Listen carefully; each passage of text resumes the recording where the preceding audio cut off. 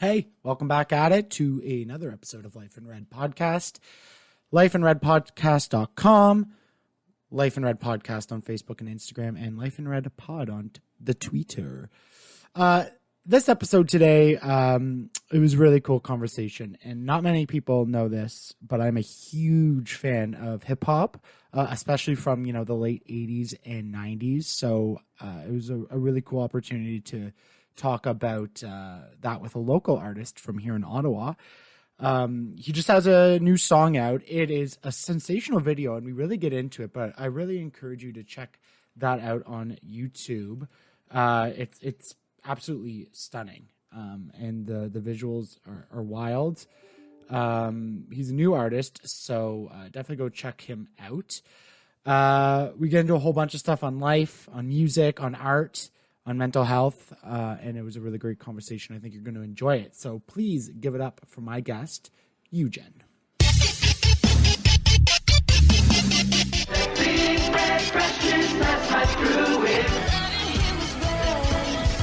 You take the red pill, you stay in Wonderland, and I show you how deep the rabbit hole goes.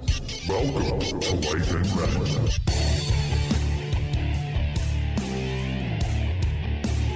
All right, boom. Jen, have you been paying attention to this election? Oh God. Honestly, I tried my best to, but it was getting the best of me. I had to take a break and stop watching it. Yeah, it's I've been glued to my TV. I even have it on here in the background because it's supposed to maybe come down tonight. Like Georgia is like super close, and I can't stop watching it, but holy shit. It's stressful, man. It's ridiculous. You have a brand new song out, and I definitely want to get into that, but I kind of want to go right back because I haven't had a chance yet. It's one of my favorite subject is music and hip hop.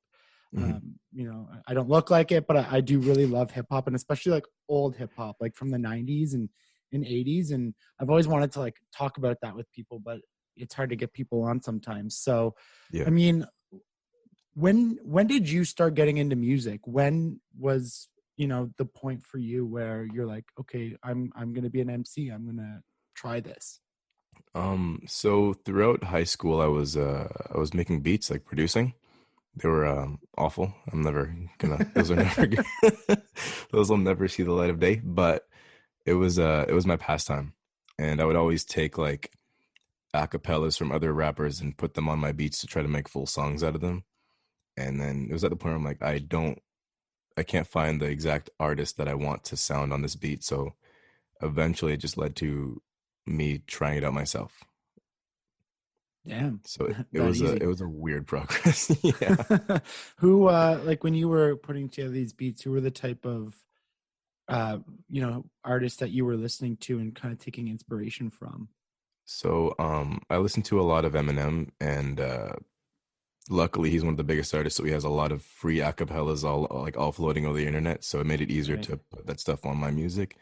But as far as artists that I listen to regularly, it was a lot of early Tyler the Creator stuff, some Earl Sweatshirt, and then just the old school, the Biggie Smalls, the Lupe Fiasco is a huge one for me. It's a lot of I obsess over lyrics, like storytelling and rhyme schemes and wordplay. That's the stuff that really gets me going. So when I see artists doing that well, that's what it really attracts me to them and their music. That's kind of one of the things that I definitely picked up listening to some of your stuff. And I that's what I appreciated. And I love all types of music. Like I listen to metal, like I said, I listen to 90s hip hop, but I'm really about what they're saying. And sometimes it bugs me that, especially in newer music, whether that's hip hop or pop music, it's the joke now is it's mumble rap. I don't even know if that's an official I think it's the official term now. Yeah, is it? So genre, but that stuff's kind of lost, and it's more about the beats and hooks and catchy little phrasing. I don't know. Do you have thoughts on that or on where the music's going? I mean, I'm not a huge fan of that stuff. I mean, I'll always put it on the background just for pre-pandemic, it was obviously nice for parties and stuff like that. But nowadays, like I have no use for it, and it's really easy to make. Like you can tell when the hook is two words over and over and over again. You can tell it didn't take a lot of thought to put that into it. But again, like it's catchy, and I can't knock it. Like if they're smart enough to make a catchy song, I gotta respect it. It's not for me. Right. When you're writing, what types of things are you drawing on when you're putting down, like maybe a freestyle or writing your next song?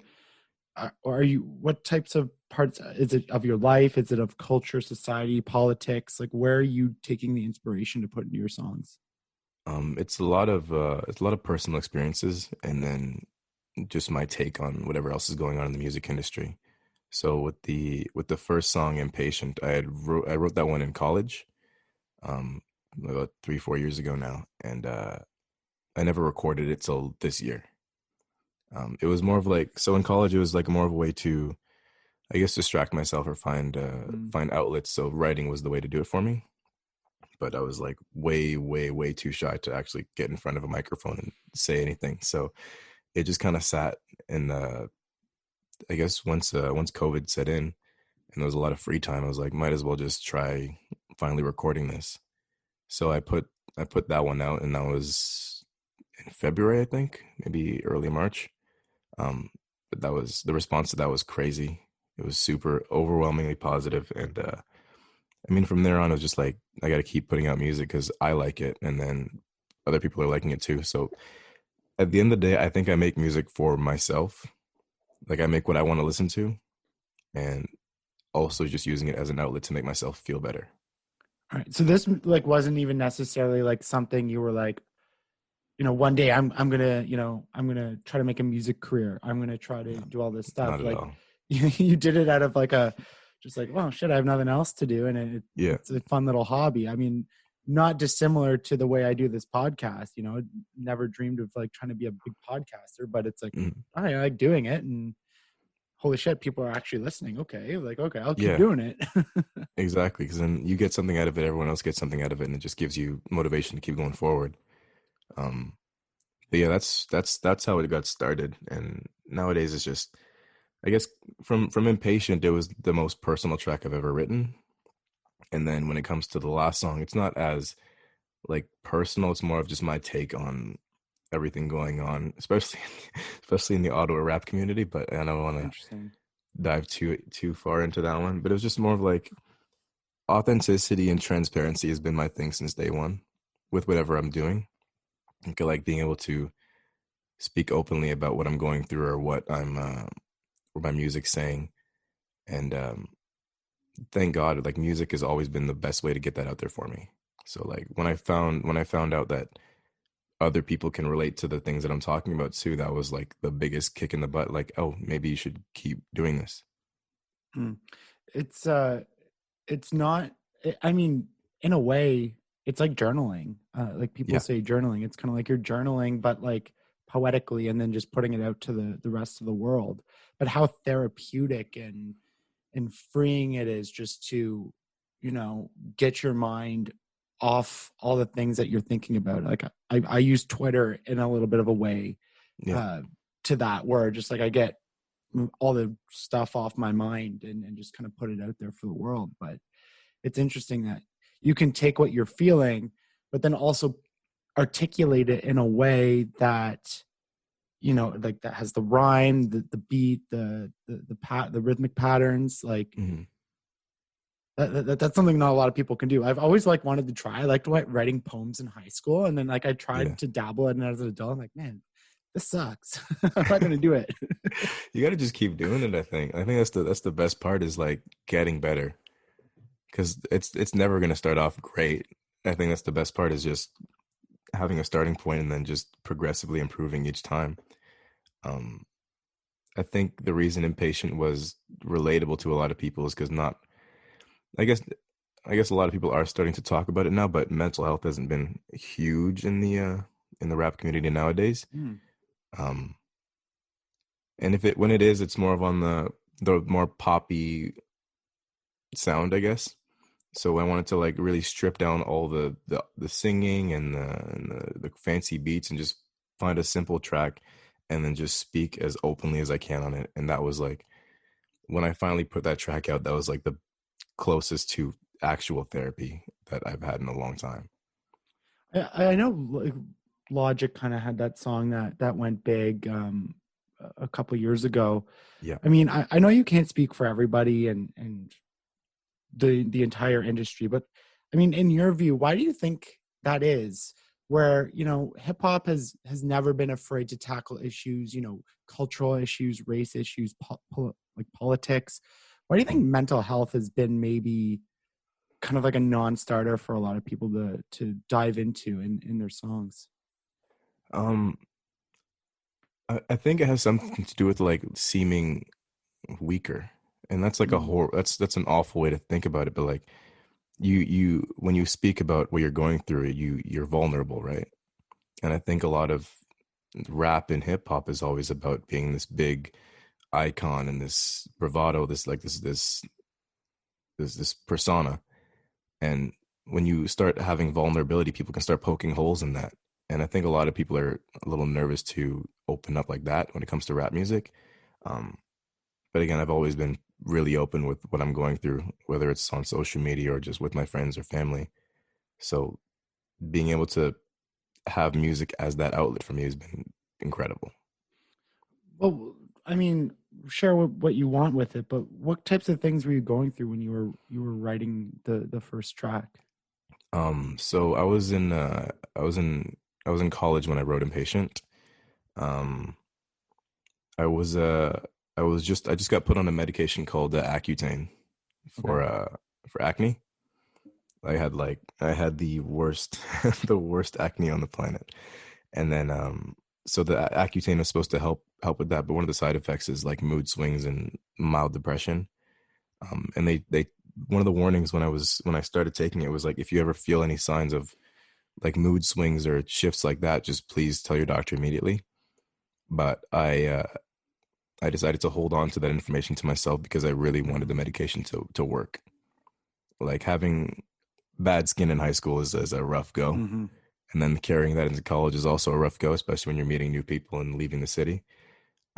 So I just I wanted the medication to work its way through my system, and I didn't want to end up taking myself off it just to for mental health, right? But that started to take a toll on me, and I got into started drinking a lot. Um, and my roommate was very seldom there at the time, so it was mostly just it was me in the first semester by myself. So it was a lot of like personal time and downtime, and when you sit alone, you start to fester in your own thoughts, and like that was my low point. But like ironically enough, that was my highest point content wise for song content. Like my best music has come from my worst place as a person. Um, and that's why I put the track out there. I'm like, if I'm feeling like if I'm feeling like this, there's guaranteed that someone else is feeling like this. So putting that out there just to have that little beacon of relatability was one of the main reasons I started putting out music like that. It's one of the great, not great as in like, you know, good, but like kind of great ironies when it, especially when it comes to art, whether that's music or visuals, that some of the best art comes from tragedy, from, you know, brokenness, from a poor political culture, whatever it is. You know, it almost says that like you can't be a great artist if you're happy. Yeah, It's like, there's some you know, truth to that for sure. there is, you know, and even in some ways that, you know, I take some of the times in my life where you know, I reached the lowest point I thought I could reach, whether that's with depression or in my career or, you know, with a breakup, and how I've been able to use those moments in creating something good or better out of it. It's funny that it sucks that like it's Yeah, like we it have to does. like go through such shit, and then that all of a sudden like that's where like the best stuff comes out of. It's like, man, can't I just write this shit when I'm happy? But a lot of the times happy doesn't make you feel in a lot of Exactly. ways. I think we can And all empathize and with the don't get me wrong, like tragedies. I love listening to like upbeat music. I'm not just always festering in dark tones and tunes, but like the stuff that resonates the most is the stuff where people are like having breakdowns or at their lowest low or just being the most vulnerable. And like, yeah, I I can relate to that. So it just it sounds better to me. It sits better with me, and I can listen to it more and more. Um, so that's why I ended up listening to a lot of artists like Earl Sweatshirt, who's like super open about his depression and mental health. And he's the guy for me. Like that's my dude. Mhm. And yeah, he's one of the main ones that inspire me to keep doing what I'm doing. And the day after I put out Impatient on I put on all the streaming platforms, I got a message from someone. I can't remember where he was from. I don't want to talk. I don't want to bring his name up. But he was just talking about how he was at his lowest low, and the song kind of made him feel better because it was just the relatability thing that I was talking about earlier. And Mhm. that message alone has kicked me to keep putting out music every chance I get. It's I mean, that was one of the wildest feelings that I got when I started sharing my stories, where people are like, "That's exactly how I feel," and like you just saying that, like, helped me in a way. It's kind of Yeah. like, what, like this, not even knowing, not to be cliche, but that you're not alone, No, that's but what it that, is. It's not being alone. yeah, and I think, in a sense, the way, in rap music and in hip hop, especially in that culture, to talk about it, and with so few, especially big artists talking about it, that like how much of an impact that can make for a young teen who enjoys the music but isn't really getting the conversation, how meaningful that could be for them. Exactly. And then the artists, like the big artists that do end up talking about it, people don't take them seriously for some reason. Like they're being as open as they can in their lyrics, like, "Hey, I'm going through this. I'm suffering with this. I'm addicted to this." But it sounds so good that people are just listening to it, not really digesting what the lyrics are. And then when these young artists, like, unfortunately, like they overdose, and Mm, it's tragic. Like you want to get to them earlier before that happens, but like at the same time, like where do you draw the line between them making music and them actually opening up and asking for help, right? mm. Yeah, there's I mean, now that's like taking me, like, now there it's clicking in my brain. Like, I remember being in college in 2010, and like Kid Cudi just came out with an album, and he had Soundtrack to My Life and stuff like that. And I remember him getting a lot of flack for it in the news and the media, and TMZ and all that shit. But then, like, once you said, like, it's funny that, like, sometimes addiction and overdosing doesn't always compute in my mind right away with, like, mental health. But then, that took me right to, like, Mac Miller. It took me to a song, like Macklemore. He does a song called Other Side, which is about his friend who died, which is a great song.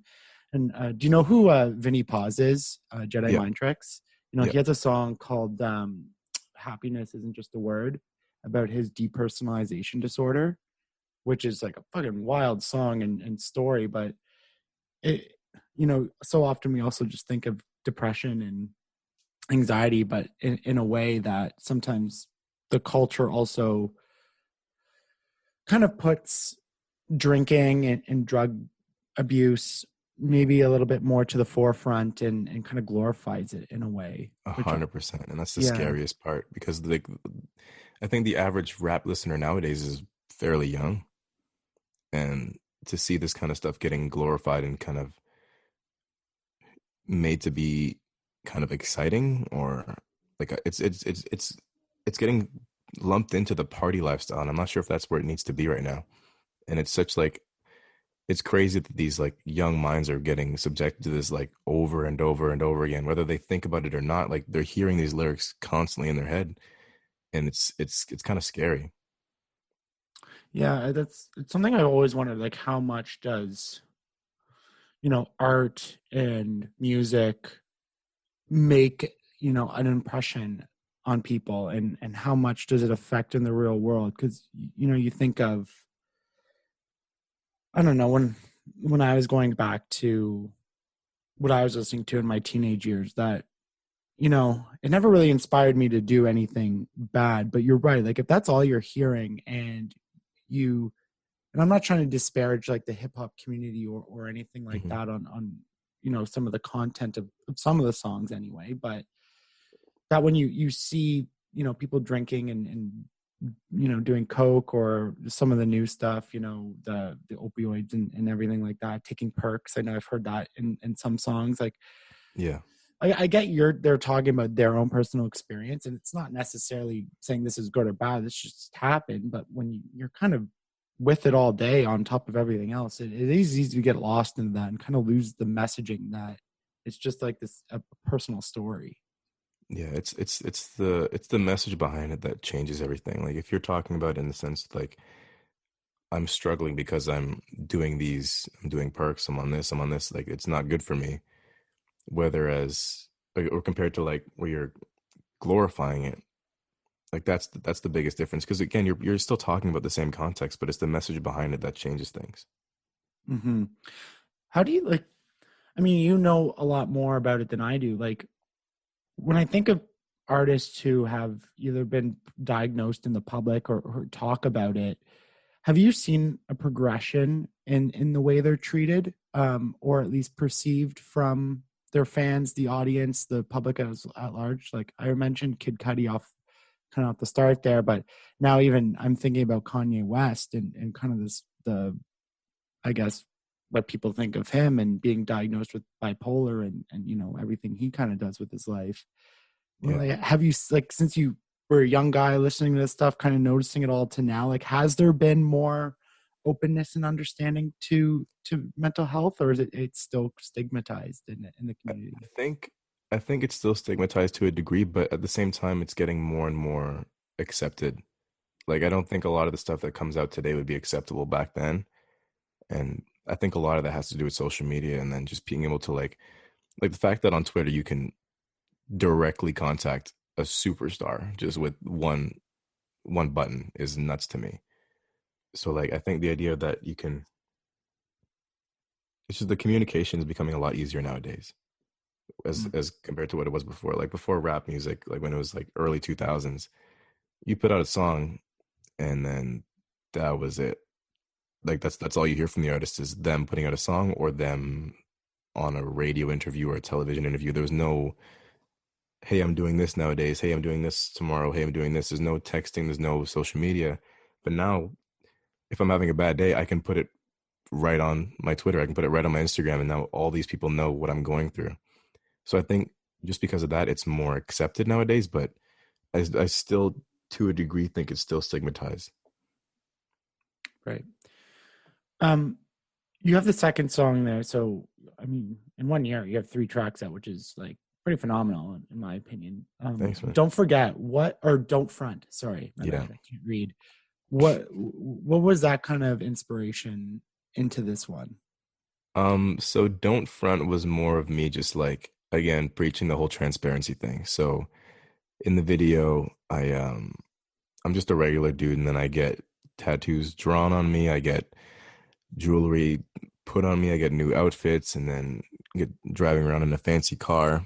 And then by the end of the video, I wipe off all my tattoos and just have dinner with my family because I'm like, all of this stuff is just me pretending to do something that I'm not. And I don't Mm. like that when I mean, again, if people are putting on personas to do music, I get that. But at the same time, like for me, I appreciate just honesty and transparency when it comes to music. So that was my like, I guess, piss take on that. Um, the video was fun. Like it was super, super fun to shoot. But like that was I guess that was like the thesis behind that track. Right. Do you like even watching, and we're gonna get into it, the talking a lot video, like holy shit, like it's like visually stunning and like mind blowing, and I don't really know what's going on, but like we're take me to the process with these videos. Like, are you working on them with your friends? Are you going out to directors? Like, how are you putting them together? Because like this, like, or like not to again the Ottawa hip hop community. Like, I just don't know enough about it, and I haven't seen enough videos. So if you're listening and you're like Ryan, you're fucking an idiot. Like, I get it. No, I no, am. you're on the right track. You But got this. like, this, like I'm like, holy shit! Like this is like Hollywood level stuff in my mind. Like, Oh, this take is me through huge. this. Okay, so we'll start. I'll start with Impatient. That was the first video we put out, or I guess I put out. That was like very, very beginning of the pandemic, and I wanted to put the song out, but I felt like the song would be kind of, I guess, naked by itself. So I wanted to put a video with it. So I just set up a couple lights in my garage, put my camera on a tripod, and shot the most basic music video you could think of.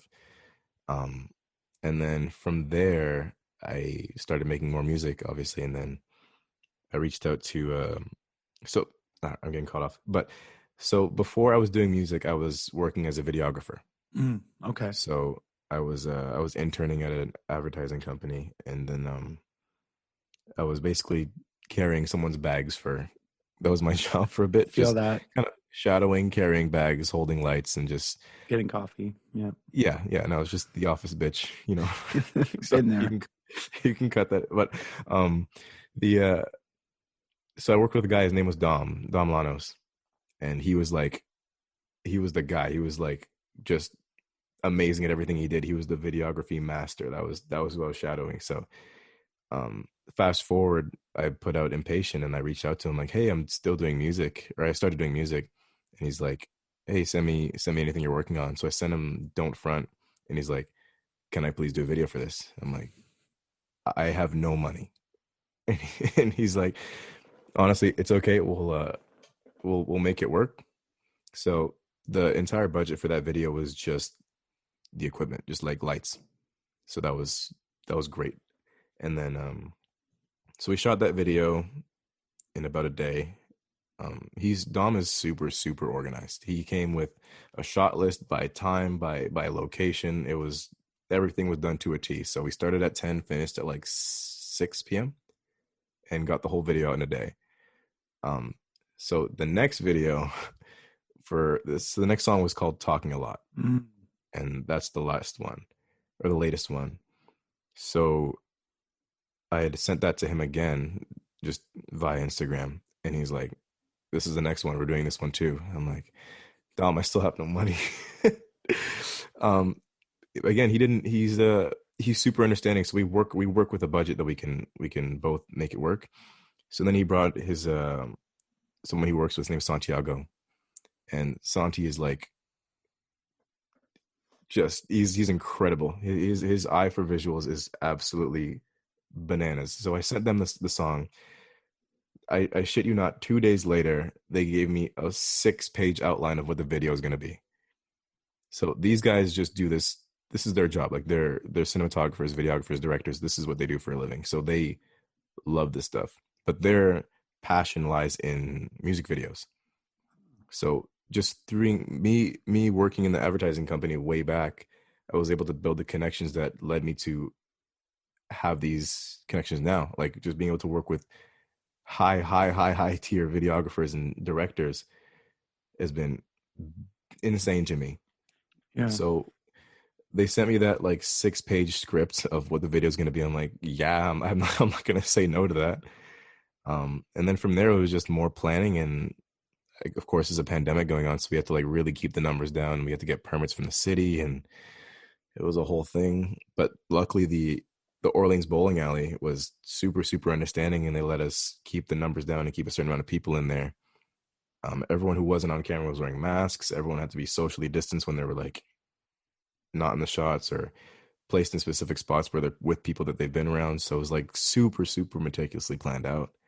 But the result was absolutely bananas.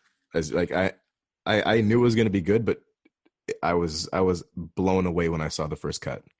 Yeah, like this is like I watched it, my jaw was kind of like I'm just like, holy shit. Like, you know, even like even before, like, because I watched it and listened to the song at the same time, and it kind of like took me away from the lyrics a little bit. Like I heard the song, Yeah. and I'm like, but I'm just kind of like trying to understand like what's going on, like, you know, burning like or glowing crosses in your face paint and stuff like that. I was like, holy shit, like this is deep. We wanted to make it weird to make you want to watch it more than once. Smart move. I think that's been working so far. But yeah, that process was absolutely amazing. Even if the song doesn't get another view, doesn't get another play, the experience of working with those guys and shooting that video was made everything worth it. One of my, I was reading through the comments on YouTube, and it was like, fun fact: Yujen doesn't write songs; he writes masterpieces. Had to go give that a thumbs up on that one. That Oh, one that's was great. funny. But it That's was great. no, like I was like super good, and like I said, I just it's funny. I work in Ottawa radio, and I don't know the local scene of music or hip hop or anything. So again, I don't know the quality of other people's videos, but like right there, I was just like, oh damn. Like this is I'm not like I am humble. Like I know that for sure. But like that video is there's nothing like that right now. Like I can guarantee you there's nothing like that coming out of the city right now in regards to hip hop at least. Hmm. There's people with bigger followings, obviously. I just started, but as far as just from visuals, that's no one's touching that right now. Well, yeah, it's because I mean it's one thing to have the song and the lyrics mean something, but when the video also has this like representation that it stands for something, that it means something, that there is like it's like a movie where there's the nuances and the like the different kind of messaging that you're like picking up, like it just adds that whole extra layer to everything. And I don't mean to keep like being like fangirling over here, but No, no, no, it no. is. It's quite good. So shout out to Dom and Santiago because it's amazing work. Those guys are wizards when it comes to making like visuals. They planned it out so like every shot you see was planned specifically in Cinetracer, which is like you can set up lighting shots and people and make sure they basically planned every single scene, had a shot reference for every scene, and then from there it was just like, all right, next scene, all right, next scene, all right, next scene. There was no freestyling when it came to the camera. It was on for a reason and it was off for a reason. No fluff. It was watching them work. It's like clockwork. It's amazing. Sometimes I aspire to be that organized because like I mean I love to get creative, but and like when I'm out on some like a shoot or doing a video or working on something creative, like I'm much more like goosey goosey. Let's just figure it out while we're going. But like, I mean, you can always see by the end product when you do the work on both sides, on the off and the on camera. Like it's just like it just comes together like that, and it's crazy. No, I'm super grateful to have the opportunity to work with these guys, and they are just as excited to work on anything we collaborate on, which is cool. Like I always feel like I'm a step behind because these guys are so good, and I'm like, okay, my song has to match that or be better than that, just so I don't get roasted. Like, I there's a subreddit called Roast My Track where so you put your song in there and they give you feedback, and I put my song in there, and then I think the first two people were like, "Song shit, video's dope." I'm like. And I screenshotted that and sent it to Dom and Santiago, and they had a good laugh. But like that's just how good the video is. Like I think the song is great, but the video is just like it's a different level. So Right. that's my I'm clinging to that video to dear life. That is like my favorite thing I've ever done or ever been a part of, and it's all thanks to that whole team. Those guys are incredible. Well, and now they're gonna have to follow it up too with something bigger. So I mean, We're like, let's terrified. go.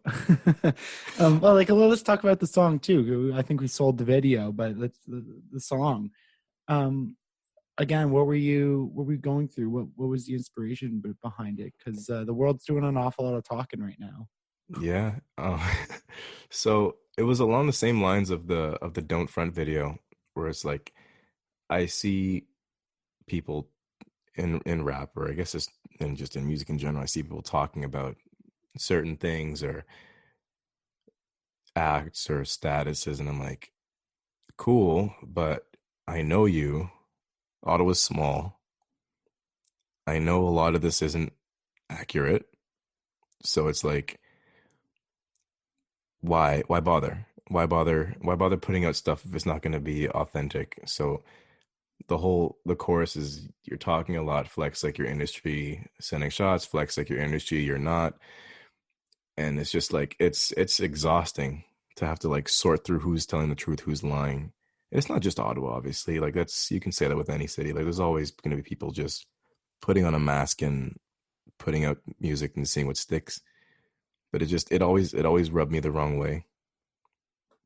But that was the inspiration lyrically for that. And then the verses are just me just diving deeper into that and trying to put off like double entendres and wordplay and just kind of sneaky lines you have to listen to a couple times to get, because that's what I grew up listening to was the wordplay stuff. Mm-hmm. So if I can sprinkle a bit of that mixed with catchy chorus, we're set. Yeah, going back to 80s and 90s when you're talking about like Nas or like even earlier than that,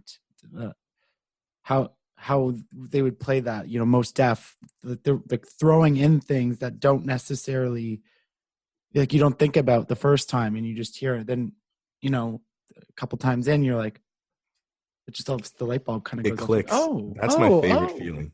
That is my favorite feeling. Listening to a track 11 times and then the 12th time you're like, oh, whoa, he said this. I missed that completely. And then I listened to the track 11 more times. It's smart. Like, so how, like, when you're writing, how much just flows? How much just like comes right out onto the page? All of it, yeah. Oh, damn. So once I have an idea of what I want this song to sound like, it doesn't take long to write. It takes long to perfect. Like I'm not delivery is my weakest point. Like actually saying the lines and not stumbling over my words or getting the right inflections right. That's part that takes the longest, but the writing process is always fairly quick. So even the rhymes and those, like you just kind of put the pen to paper, or I guess it's from years of just listening to the most complicated rhyme patterns in the world, like the Nas, like the Rakims, the Bigs, the Tupacs, the Eminems. Like those guys are so intricate with the way they write, and you just start to pick up on like little nuances, and just like it eventually just bleeds into your work. Like I'm sure for any artist, like if you're like a director or a filmmaker, if you watch enough movies, you're gonna start like picking up little things that you can put into yours, and eventually you just have your own product. It's true. And thank you for bringing up Rakim. Like literally as you're talking, like who's that? I can't remember his name, and I'm like trying to Google it, like song lyrics. That was one of the ones I wanted to mention because have you watched the documentary on YouTube, like Hip Hop Evolution? I haven't watched it yet. No, my dad's been on me to watch it, but I've heard it's so amazing. Good. So good. But that was one of the cool things when they're like, Shad's going through it all and talking about it, how he like revolutionized this whole kind of, instead of like rapping on the beat, how he would go in between the beats and how like that's, branched off into all these other rappers and stuff like that. Yeah. And I always thought that was really cool. Like I just, again, like I always the whole appreciate thing. the history. Like without Rakim, there's no M, there's no Logic, there's no, I don't know, there's no J. Cole's. Like the fact that he was able to, because before Rakim, rap was like a rhyme, a B rhyme, a rhyme, B rhyme. It was just like a child's poem. And then Rakim just was able to break that down even further and just like you were saying on the off beats and just like crafting his words and bending it around the instrumental to make it sound the way he wants to sound. And it's while still making sense is the cool part to me. When they're doing these crazy rhyme patterns and going off beat and coming back on beat, and sometimes they'll sing a bit or sometimes they'll just like speed up or slow down, and the rhyme patterns are still crazy and they're still telling a story. Like that's tough. I literally don't understand how a human is able to, again, like you just said, like do all those things, like not only like make the rhythm. What was cool about learning how Rakim did it is he grew up listening to jazz, and like that's how he developed it. But like you said, like tell the story. So what's the story? Make all those crazy word plays that we were talking about, and the double entendres and the linking from here to here, and it's like almost like a little puzzle. And it's like my brain does not work like that. And it's so fascinating to me how people are able to do this and have it come out just so good and so meaningful. Like that's the art that like that melts my brain trying to break down, and it's so fun to try to digest all the time. Like it's easy to put out a okay, I'm not a good singer, obviously. Like if I'm gonna start working on it, but like when it comes to like auto tune and putting out like trappy catchy songs, it's easier to write because there's not a lot of substance to it, like lyrically. Obviously you can tell stories and be honest about it, but like when it comes to like wordplay and rhyme schemes, those songs tend to lack it. So when you go back to those the like the Nas era, where it's like these guys are telling full length stories in a matter of 3 minutes with like a beginning, middle, end, everything rhymes, the patterns are crazy, he still sounds good, it's easy to listen to. That's so complicated to do, but it's for these guys, it just seems like it just leaks out of their head, right? Because they put out album after album, and I'm like, how do you not run out of stuff to say? Not run out of words? I remember being a kid, and I grew up in like the smallest, like whitest town like imaginable. I say it a lot, so it's just funny. Like now that I look back on it, like me thinking like I was cool, but like my introduction to hip hop was one, it was D12, and then the second, Classic. and Eminem. But like the song that really got me was Immortal Technique, and I think it's Dance with the Devil or Dancing with the Devil. No, I thought I had it in my head, but no, I question myself. But like the whole, like, I mean, it's like a 9-minute song, and Yeah. he just goes through this whole story of little Jimmy or whatever his name was, and then all of a sudden it turns out to be him at the end. Sorry, spoiler alert for those who haven't seen it. But like the crazy world that like he goes through, and then the big spoiler I'm not going to reveal, but like to me, like that's where, because like Eminem was cool, like really liked it, and right in the time of my like teens was the Eminem Show, which was like a massive album, and Yeah. the first CD my dad ever let me get was D12 World. but that was like, you know, and I liked it, you know, Purple Pills, sure, but It's Devil's catchy. Night, but it like none of that was really telling the story like that told. And that's where I was like, oh, this can be so much more. Sort of like how metal took rock and roll and told me it could be so much more lyrically. Because it's funny that they're like complete opposites, but I do find a lot of similarities between, you know, how heavy metal songs are written and hip hop. They don't necessarily have the word schemes or anything like that, but it's that deep meaning, and like poetic phrases and all these things that like really articulate how someone's feeling and can tell this story. And that's where I was like, oh, music can be so much more than just what I'm hearing on the radio. Oh yeah. Oh, it's big time. I think with metal and old hip hop, it's like they're not super focused on sounding amazing. They're more focused on just like getting the message across, and then the sound kind of comes afterwards. And I think that's how it works. Again, that's how I would approach it. But I think that's where the similarities can get drawn. Yeah. And I mean, when I was going through my teen years, you know, and being like depressed and not really knowing it, like that was still in a time where didn't really talk about it, didn't understand anything was going wrong, but like I always attribute music to, in a way, saving my life. With what, similar to what you said about how, you know, that person reached out to you, you know, like that would have been me, because I was hearing these people articulate the exact same way I was feeling into song. And I was like it just like it spoke to me. And like even now, if I'm depressed, like I will listen to like my favorite music, and it like doesn't solve it, but it's comfort. It helps. It's comfort. That's what it's been for me. Like when I've been at my lowest, like there's in college I was listening to one album. It's called Process by Sampha. I'd never listened to his music before that, but that was the only thing that I would listen to back then, and it's now my favorite album ever, just because of where I was at that time, and because the album is about him losing losing his mom, and just the raw emotion of that album was, it just resonated with me at the time. And to this day, like I've yet to connect to a song or an album more than that. So I think a lot of that is just where you're at the time you hear the music. Because I'm sure if I was in a good place and I heard that album, I'd be like, yeah, it's good, but I don't think it would have sat with me as a person as much as it did. Right. You talked a little bit, earlier in some of your tracks about authenticity. And it's something that I've talked about on this podcast before, because it is, something I strive to, and it does fascinate me, especially in the world of social media.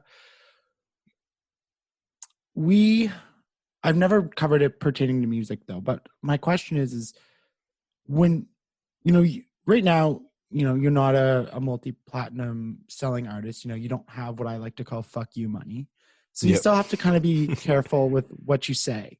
Exactly. you have to be, be up on guard. You can't just put anything into your lyrics and because, the blowback could come back someday or Exactly. tomorrow, whenever. So like, I'm just curious, like, how do you balance that? How do you balance trying to be your authentic self and get the message that you want to get across, but also, and I do the exact same thing balancing on this podcast. Like there's things I want to get into that I'm like, fuck, but it could get me into a lot of trouble. I think for me, finding the best balance was just like sparing the specific details.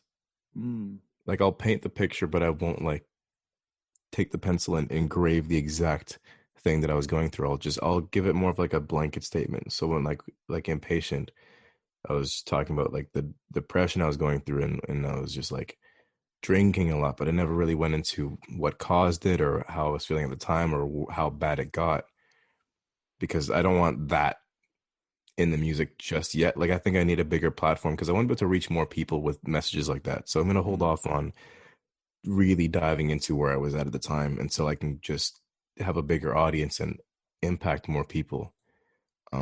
But for now, it's just like, again, just kind of having a little blanket over it and not going too details into it.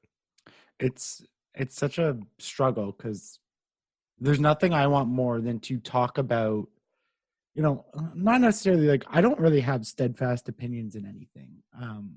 I have some things I believe to be true, but like nothing's like 100% really concrete. And there's things like I would just love to talk to people about and just kind of hash it out, like see what it is. But I'm like, there is limits to the way we can express ourselves and live authentically. Yeah. And sometimes that's good. If you're a blatant racist or sexist or whatever, like, yeah, it's probably better you shut the fuck up and get over there. Yeah. But, like when you're just trying to live an honest life and be a good person and have great intentions, society doesn't necessarily reward that either. We kind of need that facade over us It's weird. to get through. But like for me, it's just, I think I really want to start getting into where I was or what I'm going through now, just so I can, just from that one message that I got changed my entire perspective on music. So I'm like, maybe if I can start getting more and more into the details, I can relate to one more person and then have them reach out, or vice versa, and just having those open conversations with people. Like for me, with my depression, like the best way to get out of my slumps is just talking to people. Whether it's a stranger or my therapist or just a friends or family, just having that open conversation has always been like, that's what makes me feel better.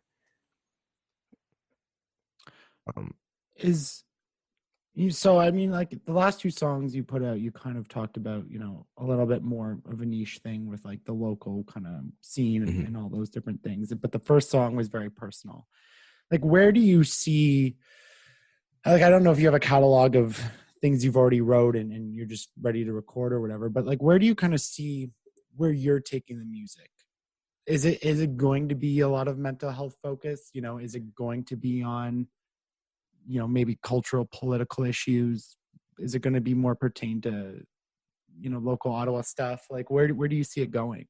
I think I think I just want to be able to speak my mind all the time. So whether it's me shitting on people for being inauthentic or whether it's me just opening up about what I'm going through at the time, I think just the freedom. So if I ever put out an album, it's gonna be all over the place. It's Mm. gonna be me at my worst, me at my best, me shit talking, me having a good time, because that's just how I'm feeling. Like I just want my feelings to be evident on whatever I'm putting out. So I don't really know. I don't like sonically. I have an idea of what I want it to sound like. And lyric wise, I want to be able to. So this is like the balance I'm trying to find. I want to be able Mm. to be and say exactly what I want to say, like have the complicated rhyme schemes, the wordplay, the flow, all that. But I want it to be digestible to a bigger audience. So whether that means sparkling it up a little bit, like talking a lot is content heavy, but it's also kind of catchy when it comes to like the hook and stuff like that. So I think that little niche market is where I want to start focusing more of my energy into. Yeah, it's funny you need that balance because, you know, the general consensus is people don't want too deep or too Yeah. political or too, you know, honest, you know, going back to that point we were making before where Mm-hmm. people, you know, it's like, oh, like, that's like, yeah, people don't want like Because when you'll I start to say, divide people. yeah, exactly. Right. When you come out with like a strong message, you know, you are going to have division on opinion and whatever. But it's just, it's fun when, like, if you're looking at mass consumerism, you know, if ever making it like super big, like getting played on the radio, that's another thing that is incredibly difficult because especially, you know, where hip hop falls right now, because there's not really a hip hop station in Canada other than sort of Toronto. You Yeah. know, it's hard to, and that's not even saying you need radio to make it, but in order to kind of make it mainstream or big, it's like they don't want you complete honesty all the time. They kind of No. want you to be like It'll he turn has people good. away, and that's like they need everyone to look. Like the idea for radio is that everybody can relate to it, so it ups their chances of getting more listeners and shares. So I'm like, if it's just like cookie cutter sounds, everyone's able to digest it. They're gonna want that kind of shit for their radio, right? Mm-hmm. But when you start putting like political opinions or religious opinions or just like anything in your music that can start dividing people, they're not gonna want to play that for you. They're not gonna want to play that for the public. It's and that's what I kind of like about the internet, you know, for all that's said about streaming and paying its artists and everything like that. I don't know anything about it really, but I'm just as you're talking, I'm taking a lot of similarities into, you know, kind of why I got into this doing the podcasting and stuff like that, because in a similar way to the music, mainstream is also that way with content, with Yeah. what people are allowed to talk about, and what people want to digest. And you know, you really see a movement online, at least, about whether it's long form content or more deep shit or more honest, Mhm. real. Like that's kind of where it is. It's just trying to get that message out there to actually reach the people, reach those people that you want to reach. Like fuck, that's the hard part. Like putting it out there is easy compared to that because there's so much competition and noise and bullshit and Donald Trump fucking tweeting in caps locks. Like, It's it's so so hard. outlandish, man. Like every time I wake up and he's still in office, I'm like, this is like a fever dream. It's still going on. But I don't know. I try not to let that stuff bother me, but it's just like I don't even live in the States and it's still like a huge part of my life and a huge part of every day now because it's just it's everywhere. It's so ridiculous.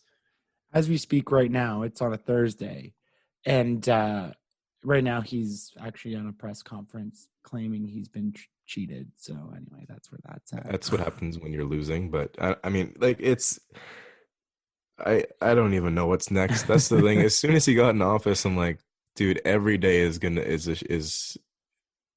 no one knows what's gonna happen. It's a crapshoot every single day. So One thing when he got into office though that it got me excited, but I mean, again, going back to an earlier point where it's like it's a sad excited because it's going to mean people are going to go through hardship. But I go back to when we were kids and Trump or Bush was in office, and how much good art, or even the early '90s when they had Reagan and or the '80s and George Bush Senior. You had Public Enemy and NWA or Ice-T, or then you get into Rage Against the Machine if you go to the rock side, or Eminem and some of his more, when it's tough political, like you get some good shit, you get some good music because people are pissed off. It's raw. It's like angry people like speaking their minds, and that's dope. But I don't know. I didn't really find it this time. I mean, I guess could have missed it, but like I didn't find the music reflected the political climate in some ways. I don't think it's been as good. I think it's still there. I don't think the songs are nearly as good as they were before. Like nowadays, it's just F Donald Trump, and then but there's no like substance to it. There's no why F Donald Trump. Like I just hearing what he says about women, it's like, holy shit. It's tough to digest, and it's tough to like see him as a political figure, knowing the things he said about women in the past.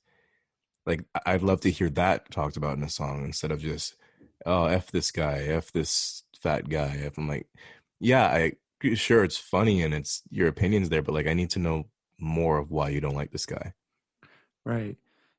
I mean, when you hear something like him say to the Proud Boys, which is white supremacy, like, stand back and stand by, or some of the shit he said following, George Floyd and all that, how he handled that, just like, how does, as a person of color, like, how does that shit like make you feel? Like, it's almost unreal at this point.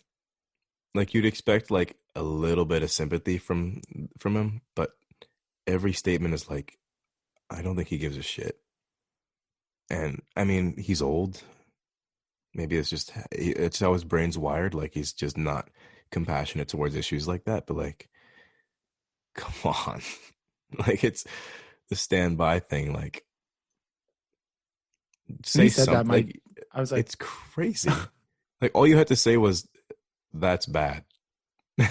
Like that alone, just hey, don't do that. Yeah, and that whole people would have been scenario. like, sweet, because you can't defend that. Like some things politically are just like wrong, right? Like equal rights, right, but saying stand by and just kind of dismissing white supremacy is a little odd to me. Especially when your platform's that massive. Well, you're the leader of the quote unquote free world. Yeah. The whole scenario is mind boggling to me. Just watching it and the whole back and forth between him and the moderator, where he's like, will you denounce it? He's like, yeah. What do you mean? What do you want me to say? And then he's just like, it's like he doesn't want to do it. Yeah. It's like, no, like you literally just had to say, I denounce white supremacy. Like it would have been that easy. He couldn't do it. So like it's so easy to just say, I denounce white supremacy, but he couldn't, the words couldn't come out of his face. So it leads you to believe that maybe he didn't want to. Yeah. And this is a deep question too. So like, feel free to dodge it or whatever. But,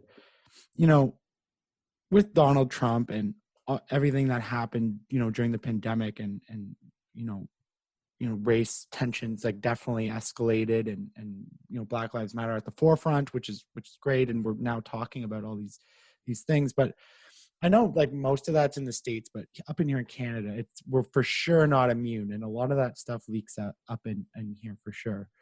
Do you use that in any way with inspiration for some of your writing or in where you want to go? I never really got too into politics just as a person. Like I would follow it when necessary, but I never really got super informed on it. So it never really crossed my mind to start putting into music. Like all my stuff is still very personal. Mm-hmm. And I mean, eventually it's going to start leaking out. Like the Black Lives Matter stuff, it's this year's been wild. Mm-hmm. Like it's been ridiculous. Like the protests of like the peaceful protests are amazing to watch, but like, how many people are gonna get killed before you gotta just like make a change, right? Um, Once I can start putting out more music, because it's still kind of tough for me to put out stuff, Mm-hmm. but like I want to be able to start talking about shit like that more openly too. And again, that's gonna start dividing people. I'm gonna draw a line through my fan base immediately, especially in the States. But if if you don't agree with me, that you don't have to listen to my music, right? Mm. So that's like the one thing that I'm always grounded with. Is like if you don't agree with me and my beliefs, then you don't. I don't care if you're not listening to my music or not. We're not meant to connect. Right.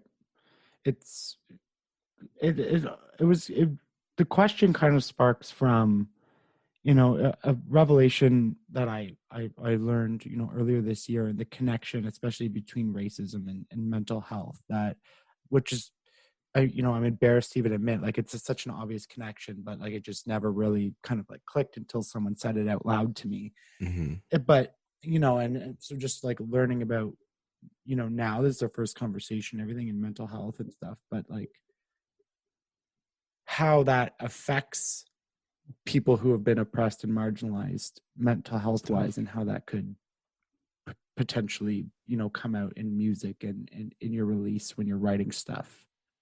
Like I remember growing up, like um my parents would always tell me like, hey, if you're going out at night, no hoodies, keep your hoodie, don't wear your hoodie up. Just it's like the small things that you never really think about. Like as a kid, I'm like, okay, just don't wear hoodies at night, or don't don't wear a baseball cap into a store, or don't have your hands in your pockets, like shit like that you don't really think about as a kid. I'm like, oh, just simple rules. But like when you think about it now, it's like they're trying to save my life. Like of Yeah. course it's not as prominent here, but like just wearing a hoodie and being in the wrong place at the wrong time with the wrong skin complexion can get you shot. So I mean, I'm glad that I was able to grow up in Ottawa, which has been relatively safe. And I mean, there's always racism everywhere, but like for me, all the racism that I experienced growing up was small. It was no major things for me, which is I'm grateful for.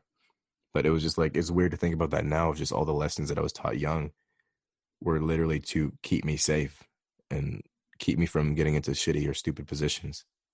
It is a morbid thought, Yeah. but like you have to teach young kids that. I have siblings who are indigenous, and not necessarily to, you have to wear hoodies and stuff, but like that you have to just give subtle nods to how to protect themselves Yeah. versus the rest of the world. You're almost Uh, acting a little bit. It's weird. yeah. Like you have to like consciously make decisions of not doing certain things where as anybody else wouldn't really have to think like that. Yeah. I mean, I've never really thought about any of that type of stuff. It's Like, weird. It's sad, but it's real. yeah, Like like, I mean, whenever I'm in public, I have to conduct myself like I'm always thinking like, oh, don't ever raise your voice because like then you're gonna be seen as that loud black man. And I'm like, I mean, I'm a calm person in general. Like this is my tone 100% of the time. But like the fact that I have to be aware of that at all times is weird. right. When you have like angry Karens with like short hair who are like literally trying to fight the customer service representative, and like people are just like, okay, like, come on, like, let's like trying to like usher them out calmly. It's weird. It's so weird. And it's fun, like and this is Canada, like talking right here, experienced in Canada, because we often many times feel we're immune, and we look at the States and we're like, not good, but glad it's not us. Glad. It's lesser here, but it still exists. Yeah, well, I mean, I like to think we're a lot more open and thankfully more liberal and Oh, just 100%. Yeah. understanding. And even when it comes to, like anti-racism and systemic racism and all those different conversations, we're more generally inclined to at least digest that and not at least not come back combative or defensive about it, right? Like I think Mhm. you're seeing that in this election right now with America, that 50% of the country basically was like for whatever reason, like, whoa, that's too much. Like, okay, like whatever Trump's doing is bad, but like, hey, I don't want to have to give up something. Okay. Like, Right. It's like, it's scary. As funny as it is to joke about him in office, it's scary. So I mean, I don't know what's gonna happen in the next couple days, but I think there's yeah. gonna be an uproar regardless of the outcome. Yeah, I thought it was like a troll. This whole time I thought he was like a troll. And I thought at the end he was going to be like, I basically taught you that your system is bullshit and how Yeah, easy you are to like divide and like manipulate. manipulate. Yeah, exactly. Like I thought that was good, like his whole thing. And he's just gonna be like, haha, fucking got you, you idiot. But like after seeing like the past couple days, I'm kind of like, okay, maybe like he is more, this is more This is than, him. yeah. I like that he's fighting. He just went on a whole like 20-minute conference about this is all fraud and bullshit.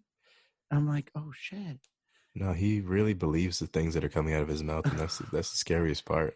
And it always amazes me that like people are like, well, Biden is a career politician and whatever, this and that, and they have some sort of, I don't trust him. I'm like, but you trust this guy? Yeah. Like, Yeah, pardon? yeah. Like they're like, oh, I can't trust Biden just from what he says. Like I need more than that. But I'm like, then you go and trust the other guy exactly the same way of exactly what he's saying. But I don't think, I don't know. It's tough to get into because it's just so outlandish when you start thinking about it. It's a TV show. Like I It love a really quote. is. A quote I saw was like, we're in an episode of South Park. I'm like, every day I'm like, we really are. Like all the shit that's being said, whether it's from the president or in our lives, I'm just like, we live in an episode of South Park. Everything that I thought was absurd just gets more absurd every single day. Like And to some the new point where you get tweet numb or to it. and it's true. Like I just have fatigue with almost it all. And I try to pay attention to the shit that I know is important. And it's human beings and how I can treat people with respect and learn from their experiences and just be a better human. Like to me, that's all I can focus on, because there's so much shit I have to know, with my job, with the podcast, with mental health, with politics, with my fucking finances, my bank account, like we're in a fucking pandemic, by the way. Yeah. People Like, forget that because there's so yeah, much other shit going on. exactly. It's like, oh yeah, I gotta wear my mask outside because if not I could get sick. Like fuck, okay. And it's all so much, so you have to like break it down into, okay, how can I actually be the most effective with my life and impact on people. And it's really just having good conversations with people and learning and just being a good human being and giving back where I can, whether that's through finances or through the podcast or through my story or helping other people share their stories. Like there's not much else I can do as one person. But that's why I really appreciate your podcast is that you give people a chance to open up and have genuine conversations. Like this wasn't an interview. Like this is the best part. Like we just spoke for over an hour, just picking each other's brains and getting different perspective on things, right? And Yeah. that's what made me keep coming back to your podcast. Like again, I don't know anything about like some of your guests, like there's mental health, there's like physiotherapy, there's like space. I'm like, I have no fucking clue about any of this stuff, but like it's interesting to hear because they're real people.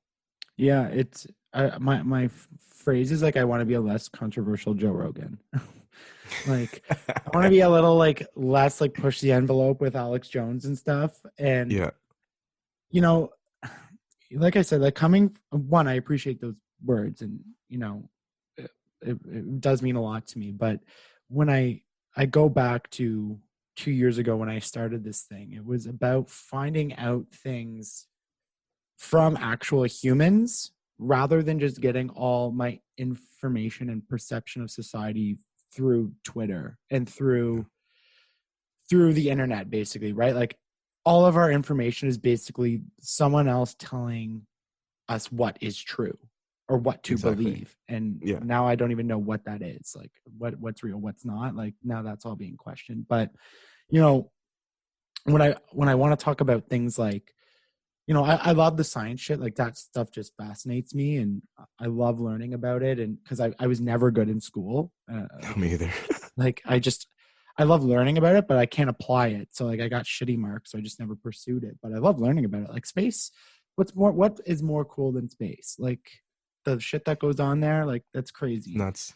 Mental health is just my network, and it's something that is interesting. But especially talking about things that are more taboo in the media when it comes to like race or sexual identity or gender expression, like those issues that are really kind of polarizing to a lot of people. Like I don't particularly find too polarizing to me, because I just want to sit down and like ask you some questions, like no animosity.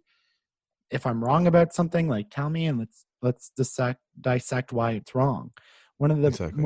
one of the most important conversations that I had that really shaped my view on this was with um their name is Carrington Christmas, and they are a indigenous advocate, and also black advocate, so all these different things with their work. But I was able to sit down with the conversation on understanding why, white privilege, like why is not seeing color, like why is that phrase bad? Because those are some things that I thought before, you Oh, know. dude, I got that so often, that I don't see color shit. Yeah. That's and so frustrating. and it's no defense, but like coming from this small town where like we had one black family until I was at high school that I knew. Hmm. Like it was just like you thought that was the right thing if you thought you were the good person. But Yeah. when instead of arguing about it on Twitter, I was like, okay, like someone was willing to actually have a conversation with me and realize that like I'm trying to come at it from a good place. I'm not trying to Yeah. be like, hey, like you said this thing, I'm gonna catch you on it and like get in a big argument and try to prove Hmm. you wrong or make you look It's like an learning. idiot. Yeah. And like that's all I wanted to be. So after that conversation, I was able to really be like, okay, like here we go. Like now we can really focus in on how we talk to people and communicate for me. And that like that's exactly what I wanted it to be. And if I can put my journey out there similar to what you're doing with your music, and just have people learn from maybe my mistakes, or I have a lot of friends who are very conservative and from back home, and some of their views don't align with my views, but if they can hear me talking about it, like, and having a civilized conversation, like you hope that, like to me, like that's hopefully the way we start changing things. Yeah. It's just being able to accept new information, I Yeah. think is tough, because I feel like a lot of the racism nowadays is just from being old. Like I'm not trying to like obviously segregate the old people, but like that's when you grow up a certain way, it's hard to change your mind, right? Like I can imagine it's very frustrating for being you're 7 years old and you're told for 80% of your life that this is the way you should look at people, this is the way you should look at colored people, this is the way you should look at homosexual people, like, and then all of a sudden the world's like, hey, you can't think like that. I can imagine it's hard to switch. So I do there's a bit of understanding in that regard, but like at a certain point you got to start to adapt, right? it You got to free the ego, because there's a lot of ego to it where you're just like there's embarrassment, but that ego and embarrassment and kind of like shame turns into defensiveness. Yeah. And thankfully young people are being brought up now with all this information, but to me it was like, okay, like I have a lot of friends who are saying this, and so there's truth to it, so let's try to understand it. Like don't why am I getting defensive about it? Like I mean, the first time I read, all white people are racist, I'm like that was like a hard It's tough to and digest. Yeah. yeah, I'm like, okay, like what does that actually mean? Because my definition of racism was always like you overtly like dislike someone by the color of their skin. Hmm. So the meaning and definition has kind of changed for me, which has been able to make me understand it, where it's like, I'm kind of like, by being white, there's that like element of racism and privilege and everything like that, but like doesn't necessarily mean you're a bad person. And that was the way I took it at first. It's like, okay, like the position I'm in like it's more about that rather than you as an assault on your personal character, which I think, because I know I took it that way until I was able to really like hash it out. But I think that's the barrier where people get like, no, I'm not. I'm a good person. How dare you? And they don't bother hearing out the other side. Exactly. Yeah. And well, that's what it is. Like when you don't know, like even with me in school, like just to give an example, like if you ask me a question and I didn't know, I'm going to get defensive about not knowing. Like I'm going to be like, well, no one taught me, or no one, this is like, well, maybe it's this way, instead of just being like accepting the new information. It's I think it's the fear of being embarrassed. A lot of his roots in that, the fear of being wrong. But I think we got to like start breaking that down and just being able to accept the new norms, the new, like, just the way the world's changing. You have to start slowly adapting to it and then breaking the mold of just who you were before. The most important realization was, I'm sure you remember, like when Trump took office, that the people are like, oh, all of a sudden, now we're talking, Me Too. Now we're talking about race. Like, where did this all come from? And the biggest realization for me was like, this didn't live in a vacuum. This was always around. Mm-hmm. People were talking about this. They were writing about this. They were putting it in their music. They were like, having rallies about it. It's just now we have social media. So we don't rely on gatekeepers and we don't rely on the media. And, we can go direct to other people with the message. And a lot of people were, again, like, well, I don't understand what happened. Like, why are we talking about this now? It's like, no. You're just seeing it now. Yeah, the curtain's been unveiled now. You're seeing all the stuff now. Yeah, like I remember that clicked off. I was watching a documentary on the 60s and all the shit that happened there. And I was like they were, the civil rights movement and everything. And they were talking to people and showing interviews and clips. And I was like, this is exactly they're saying the same thing. Like, this is this is a mirror. Not much has changed. Yeah. Like, like I wish more people would do that kind of soul searching. Like, I embrace being wrong now because that means I can get better. It's not wrong to be wrong. It's a weird thing to say like that. Like, it's not bad to be incorrect. Like, if you're willing to accept that you're wrong and learn to figure out how to get to the other position and understanding it, I think there's nothing wrong with that. Like, that's just how learning works. It's like a test, right? Like, yeah, if you want to get 100, like, you got to find out where you went wrong when you got like 70. Learn from that. Okay, like, I can't do arithmetic. I can't add 2 + 2. So, that's the way I look at it now. It's just, as I look at how the States is right now and all the division, and I mean, we have it here in Canada, like, I don't know. That's why I try to get this message across and have these conversations, because really, like, if I can figure it out, like, I really believe like anyone could figure it out. It's just putting the effort into it that not many people are willing to do. Exactly. Listen, man, I'll let you go. It's been a lot of fun. If people want to follow you on social media, catch, your next track coming, watch this fucking sick music video that we talked about. Where can they find you? Instagram is where I'm usually most active. It's Yujen, ITSYUJEN. I'm taking a little break right now from social media, but I am most active there. So if you ever need to reach me, that's the best way to do it. And then all my links will be provided there. So if you need to check out the video, it'll all be there too. Yeah, and go right up to that YouTube. It's YUJEN on YouTube. Just type that right in. It takes you right there. You can see that beautiful, sexy video. Share it to your friends. Share it to your mom. Share it to your dad. Just keep watching it. There's if you don't like the song, just mute it and watch the video. It's just visually pleasing. All right, man. Well, be good, and we'll talk real soon, I'm sure. I appreciate you. Thanks, man. I appreciate the opportunity.